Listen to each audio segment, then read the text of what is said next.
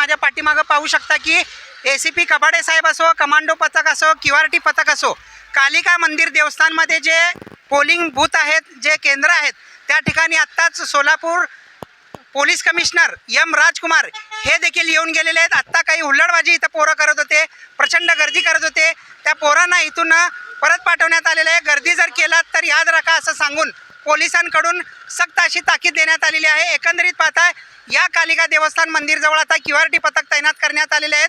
स्वतः police commissioner M राजकुमार हे देखील या ठिकाणी आत्ता आलेले आहेत।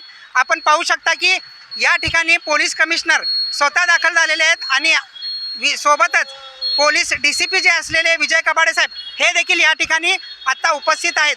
कोणताही अनुचित प्रकार घडू नये यासाठी प्रत्येक मतदान केंद्रावरती प्रचंड असा पोलिसांचा बंदोबस्त, QRT पथक आणि इतर जे पथकं असतात, बाहेर राज्यातील पथकं आहेत, कमांडो पथक आहे, ते या ठिकाणी तैनात करण्यात आल्याचं आपल्याला पाहावयास मिळत आहे।